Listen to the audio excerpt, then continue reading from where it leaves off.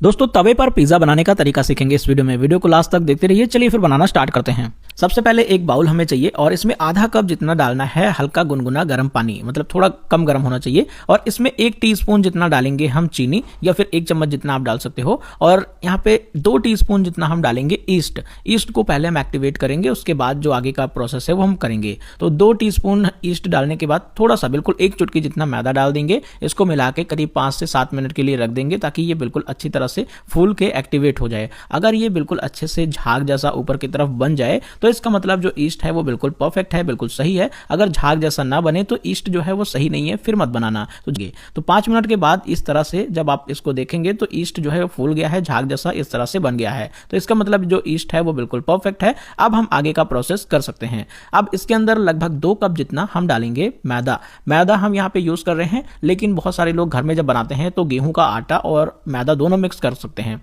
तो अगर आप चाहो तो 1 कप गेहूं का आटा और 1 कप मैदा आप मिक्स करके भी बना सकते हो। मैंने 2 कप मैदा लिया है और इसमें 1 टीस्पून जितना डाल देंगे नमक। कम ज़्यादा कर सकते हो अपने टेस्ट के अकॉर्डिंग नमक को। और अच्छी तरह से इसका जो डो है वो हम बना के रेडी करेंगे। जो डो है वो बहुत सॉफ्ट होना चाहिए, बिल्कुल गीला गीला जैसे डो होता है बिल्कुल वैसे ही पिज़्ज़ा का डो बनाना होता है। तो इसमें ऊपर से अलग से पानी जितना भी ज़रूरत हो आप डाल सकते हो। मतलब जो ये टोटल पानी की बात करूँ तो ये 1 कप से थोड़ा कम और आधा कप से थोड़ा सा ज़्यादा पानी यूज़ होगा, मतलब कि 3/4 कप जितना पानी यूज़ होगा 2 कप मैदे के लिए।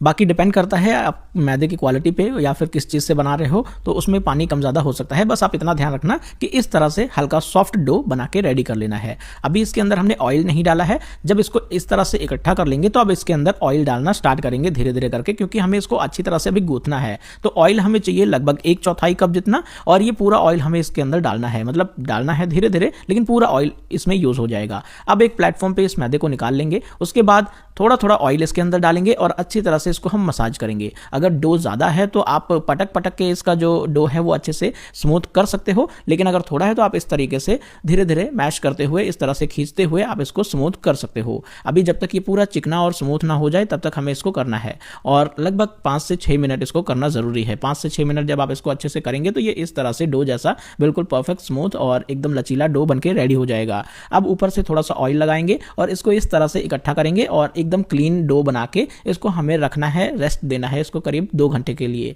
तो इसी बाउल में अच्छे से ऑयल लगा देना है ताकि साइडों में चिपके ना, और हम रख देंगे करीब इसको 1.5 से 2 घंटे के लिए रेस्ट करने के लिए, ताकि ये फूल के बिल्कुल अच्छे से रेडी हो जाए। तो अच्छे से किसी भी चीज़ से कवर करके किसी गर्म जगह पे रखिए। तो मैंने इसको रखा और 2 घंटे के बाद अब ये बिल्कुल रेडी है पिज़्ज़ा बनाने के लिए। मतलब जो ये डो है ये काफ़ी फूल के डबल या ट्रिपल जितना हो जाता है। अब इस तरह से इसको हम पंच मार के निकाल लेंगे, और उसके बाद अब इसको हमें बहुत ज़्यादा मैश या बहुत ज़्यादा गूंथना नहीं है, बस इसको निकालना है और इसको थोड़ा सा ऐसे लंबा करना है और इसके 2 टुकड़े कर लेने हैं। मतलब जितने भी पिज़्ज़ा आप बनाना चाहते हो, पिज़्ज़ा का साइज़ और अपने हिसाब से थिकनेस वगैरह रखना चाहते हो तो आप इतने डो में 3 पिज़्ज़ा भी बना सकते हो। अगर आपको बिल्कुल परफेक्ट थोड़ा मोटा पिज़्ज़ा बनाना है और बिल्कुल परफेक्ट वाला बनाना है बड़ा पिज़्ज़ा, तो आप इसका 2 पिज़्ज़ा भी बना सकते हो। मैं यहाँ पे इसका 2 ही बना रहा हूँ। तो अच्छी तरह से इसको डो की तरह इस तरह से गोल गोल करके हमें इसको रख देना है, ऊपर से थोड़ा सा ऑयल या घी वगैरह लगा के, ताकि ये अच्छी तरह से रेडी हो जाए। अब हमें 10 मिनट के लिए रखना है। 10 मिनट के लिए हम इसको रख देंगे। किसी भी गीले कपड़े से इसको हम कवर भी कर सकते हैं ताकि ऊपर से ये ड्राई ना हो।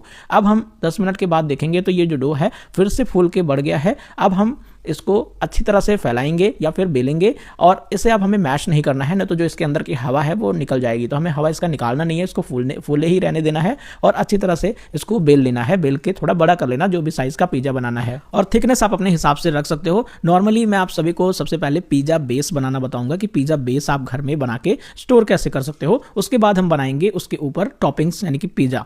पहले पिज़्ज़ा बेस हम बना के रखेंगे। तो पिज़्ज़ा को बेल लिया है और थिकनेस आप देख सकते हो कि बहुत ज़्यादा थिक भी नहीं रखना, बहुत ज़्यादा पतला भी नहीं रखना है। और इसको अच्छी तरह से बेलने के बाद इसके ऊपर थोड़ा सा इस तरह से छेद बना देना है ताकि जो पिज़्ज़ा है वो फूले ना। अब इसको इस तरह से अच्छे से डस्ट जो इसके ऊपर सूखा मैदा लगा है वो हम झाड़ देंगे, और इस तरह से पिज़्ज़ा वाली जाली है, कोई प्लेट वगैरह आप यूज़ कर सकते हो, घर में बना रहे हो तो स्टील की प्लेट यूज़ कर सकते हो, और इस पिज़्ज़ा वाली जाली पर रखेंगे और इससे हम 2-3 मिनट या 5 मिनट के लिए लगभग ऐसे ही रहने देंगे। थोड़ा सा इसको फूलने देंगे फिर से, और जब तक ये फूल रहा था तब तक हमने यहाँ पे दूसरा वाला जो है पिज़्ज़ा बना के रेडी कर लिया है। अब इसको बनाने के लिए हमें कोई भी पैन या फिर कोई तवा चाहिए। तवे में आप थोड़ा सा ऑयल लगा के कपड़े से पोंछ देना।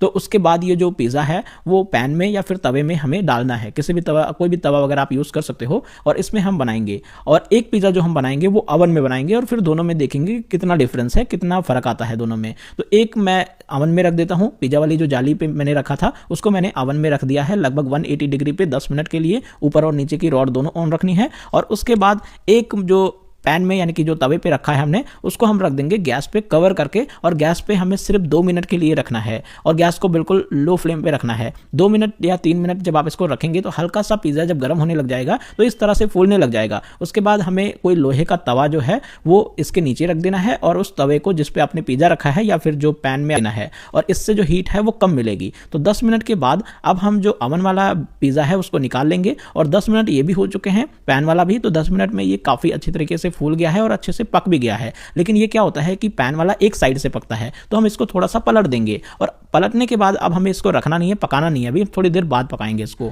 अगर आप इसे स्टोर करना चाहते हो तो आप इसे थोड़ा सा और हल्का सा 2 मिनट इसको पकाने के बाद स्टोर भी कर सकते हो, पैन वाला। और जो नॉर्मली अवन में बनाया है वो तो अवन में पता ही है बिल्कुल परफेक्ट ही होगा। ये जो हमने बनाया है पैन में, एक साइड से थोड़ा कच्चा रहता है और एक साइड से अच्छे से पक जाता है। और इसके बाद जो हमने अवन में बनाया है ये देखते हैं, ये बिल्कुल दोनों परफेक्टली अच्छे से ये पका हुआ है, ऊपर और नीचे से बिल्कुल सेम कलर है और बिल्कुल फ्लफी है, बिल्कुल ब्रेड की तरह जैसे नॉर्मली ब्रेड होता है। और ये जो पैन वाला है ये भी बिल्कुल अच्छे से फूला हुआ है, लेकिन अभी एक साइड से हल्का सा सॉफ्ट है, मतलब हल्का सा कच्चा है। तो जो कच्चा वाला साइड है उसको हम नीचे की तरफ रखेंगे पैन में, और ऊपर से जो पका हुआ वाला साइड है उस साइड पे हम पिज़्ज़ा सॉस लगाएंगे, थोड़ा सा चीज़ डालेंगे और कुछ सब्जियां डालेंगे, प्याज, शिमला मिर्च, मशरूम, पनीर वगैरह जो भी आपको डालना है। ऊपर से फिर थोड़ा सा ऑरिगेनो, चिली फ्लेक्स और थोड़ा सा नमक, थोड़ी सी काली मिर्च का पाउडर इसके ऊपर ऐसे छिड़क देंगे। और फिर इसे हम पैन को डायरेक्टली उसी तवे के ऊपर, जिसको तवे को हमने रखा था उसी तवे के ऊपर रख देंगे, और गैस के फ्लेम को बिल्कुल लो पे रखना है, क्योंकि अब हमें ज़्यादा टाइम के लिए रखना है। पहले हमने 10 मिनट के लिए रखा, अब हमें 15 मिनट के लिए रखना है। अब ये जो अवन वाला पिज़्ज़ा है इसको भी हम बना के रेडी करते हैं। ये जो अवन वाला पिज़्ज़ा है आप इसे 10-15 दिन तक फ्रिज में रख के स्टोर भी कर सकते हो। जब भी पिज़्ज़ा बनाने का मन हो तो इसके ऊपर पिज़्ज़ा सॉस लगाओ और टॉपिंग्स लगाओ और बना के खा लो। ये देखिए अब इसके ऊपर पिज़्ज़ा सॉस हमने लगा दिया है। अच्छा, ये जो पिज़्ज़ा सॉस आप देख रहे हो, ये पिज़्ज़ा सॉस मैंने घर पे बनाया है, तो इसकी भी रेसिपी मैंने अपलोड कर दी है, आप देख सकते हो मेरे चैनल पे। और इसके बाद चीज़ डालने के बाद थोड़ी सी सब्जियां डालेंगे, प्याज, शिमला मिर्च वगैरह, ये रेड वाली शिमला मिर्च है, फिर येलो शिमला मिर्च, इसके बाद है कॉर्न्स, और उसके बाद हम डालेंगे मशरूम। मतलब जो भी सब्जियां आपके पास है आप यहाँ पे डाल सकते हो। और थोड़े से पनीर के टुकड़े मैंने इसके ऊपर डाल दिया है, और ऊपर से ढेर सारा फिर से हम चीज़ डाल देंगे। अच्छा, चीज़ जो यूज़ होता है वो मोज़रेला चीज़ यूज़ होता है पिज़्ज़ा बनाने के लिए, तो मोज़रेला वाला चीज़ डालना।